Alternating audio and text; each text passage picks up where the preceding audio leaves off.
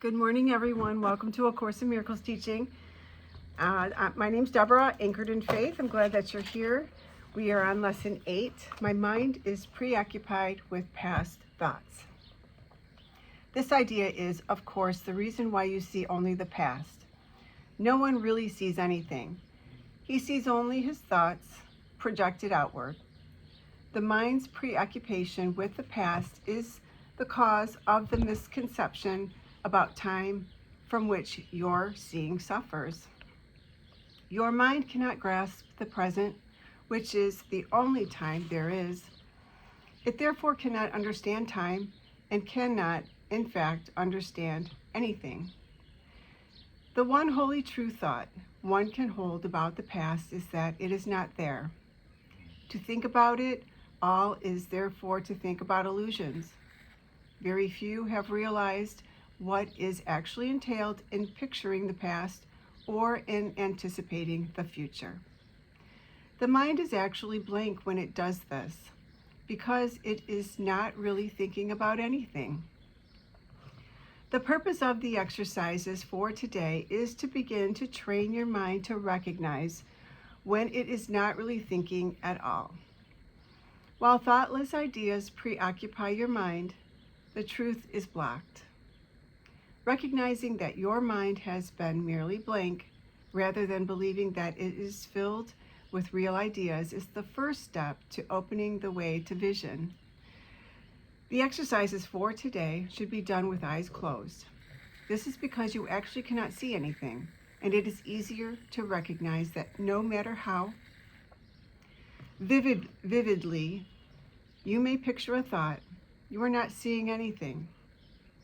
With as little investment as possible, search your mind for the usual minute or so, merely noting the thoughts you find there.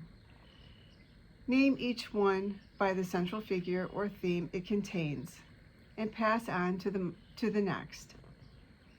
Introduce the practice period by saying, "I seem to be thinking about," and then name the feeling, thought, item.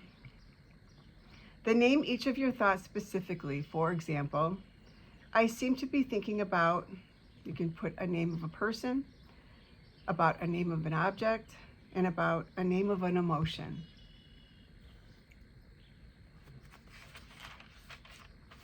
And so on, concluding at the end of the mind searching period with, "But my mind is preoccupied with past thoughts." This can be done 4 or 5 times during the day, unless you find it irritates you. If you find it trying, 3 or 4 times is sufficient. You might find it helpful, however, to include your irritation or any emotion that the idea for today may induce in the mind searching itself. So that is lesson 8. My mind is preoccupied with past thoughts. I'm now going to read the commentary from Jesus for lesson 8, channeled by Tina Louise Spalding. Lesson 8. My mind is preoccupied with past thoughts. You are blessed beings indeed. I am that one you know is Jesus. We congratulate you for showing up for lesson 8. You are a week into the new training, and it is important for you to remember that as you do these lessons, I do them with you. I stand side by side with you and hold your hand as you go through this mind transformation program. As you use your free will, the most powerful creative device in the universe, and choose to question the way you look at the world, this precipitates transformation in the world. The way you see the world comes from you. When you don't question the past experiences on which you base your decisions, you always create the same thing.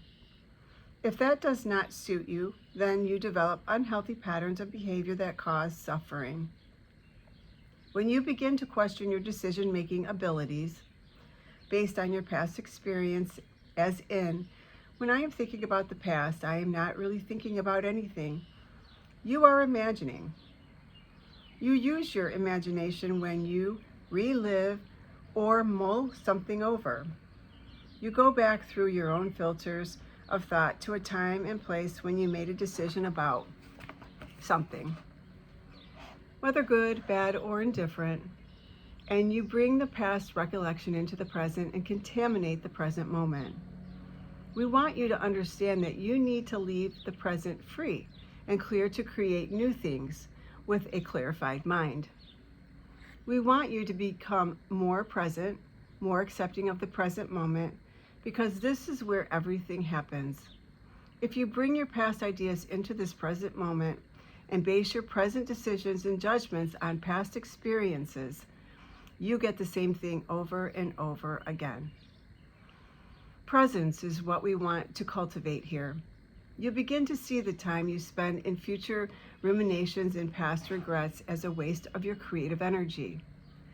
This amounts to nothing but a waste of the present moment, the only moment you have for your creative mind to play. Do not contaminate the present moment. When you feel sadness, depression, or pain, you have left the present moment. You think about what bad thing might come to you. You worry about or regret the past and the time you have wasted. You still waste your time when you look back at the past and think it should have been different.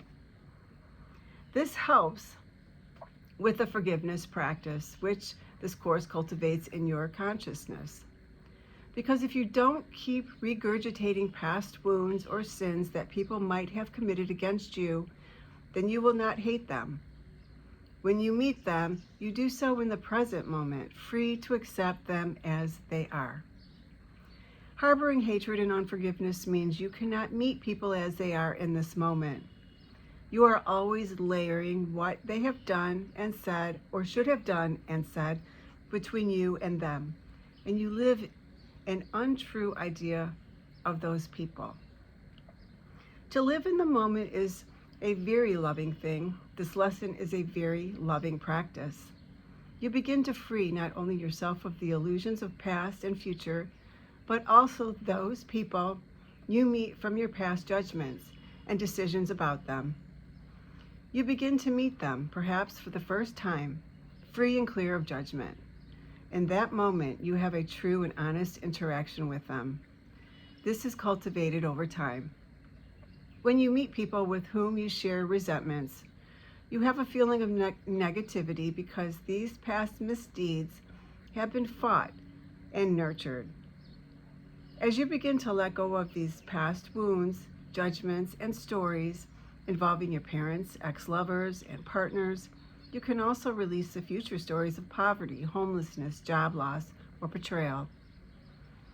These illusionary ideas contaminate your mind in the present and cause suffering.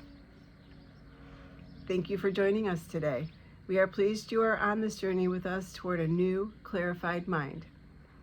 These lessons free you from the prison of thoughts that hurt you, and we want you to know it is a powerful process indeed. We will speak to you again tomorrow. That is our lesson for today, lesson 8. My mind is preoccupied with past thoughts. Thank you for being here. Please like, share, and subscribe, and I will see you tomorrow for lesson 9. Have a beautiful day.